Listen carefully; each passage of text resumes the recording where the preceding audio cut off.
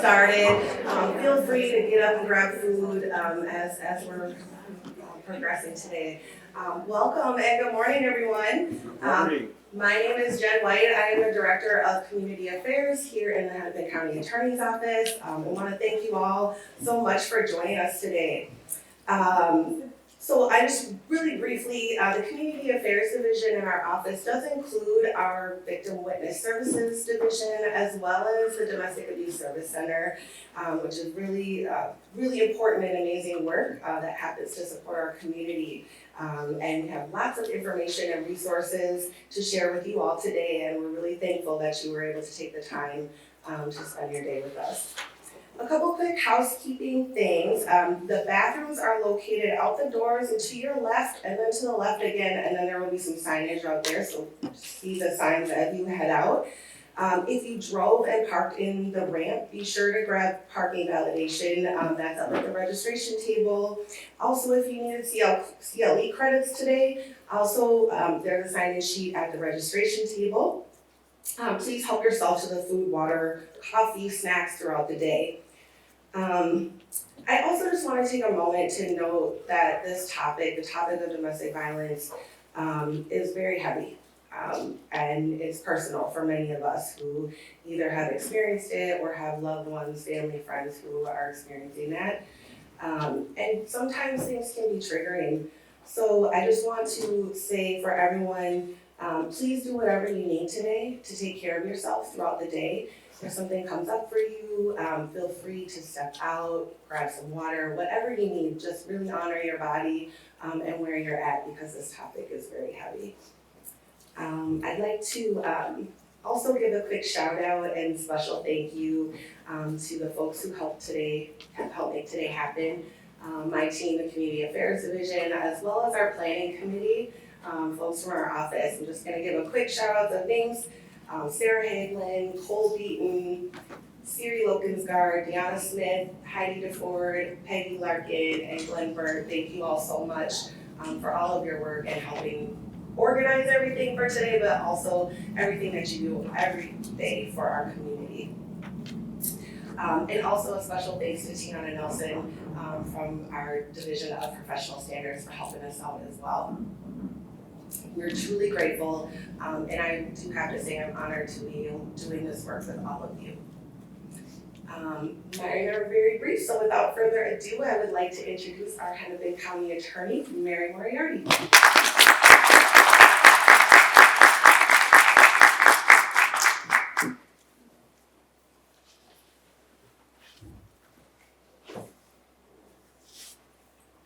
Good morning.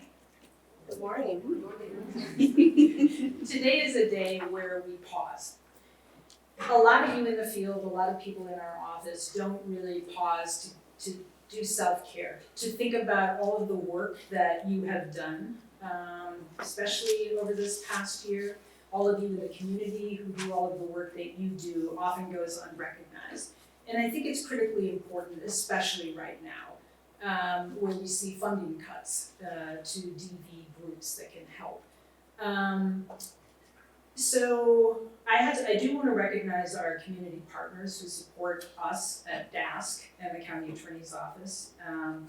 The Domestic Abuse Service Center opened its doors 30 years ago, and the mission remains the same. And I just want to give a shout out to our partners, Esperanza United.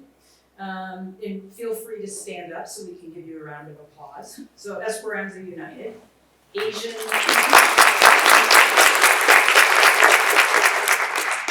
Women United, Cindy.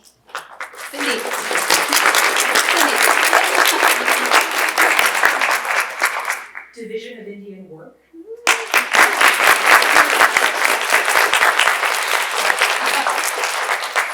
the Domestic Abuse Project,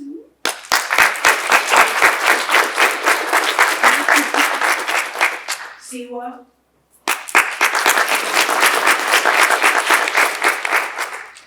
Central Minnesota Legal Services,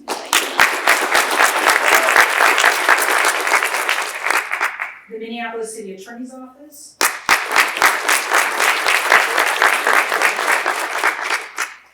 Hennepin County Probation, Hennepin County Sheriff's Department.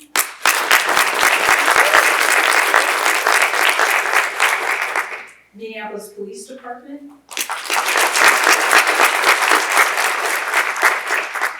And last but not least, the Hennepin County Attorney's Office and our staff.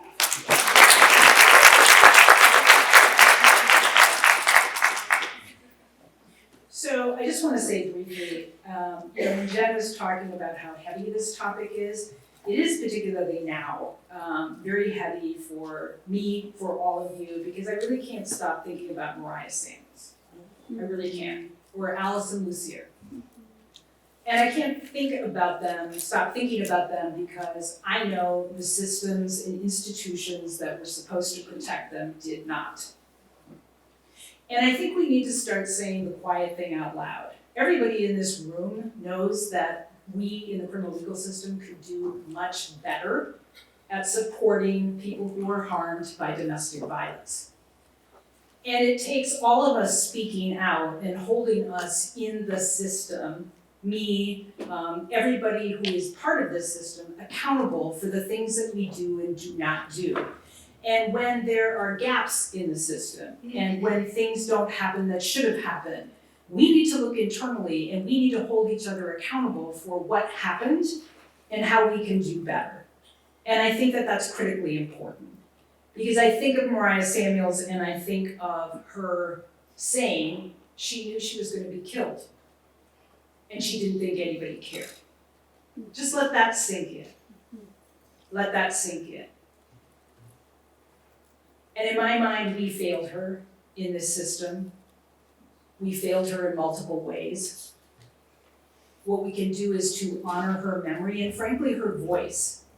Because I think about that all the time when she said, she specifically said the Minneapolis Police Department does not care. I am going to be murdered and I want my voice and my story to be remembered. We should sit with that. We should sit with that long and hard.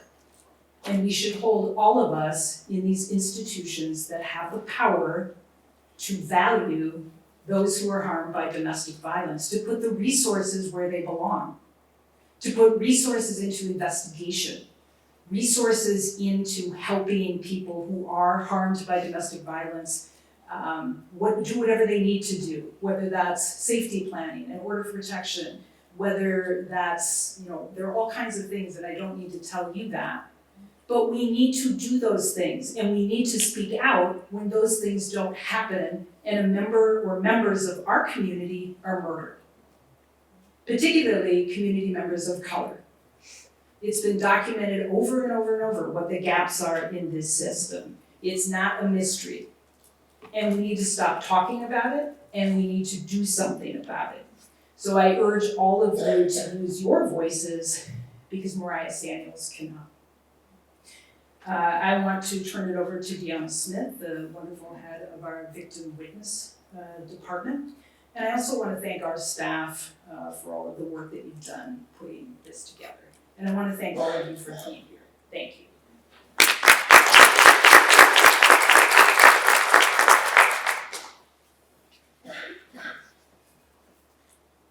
Thank you, Mary. In 2024, 24 lives in Minnesota were lost due to domestic violence.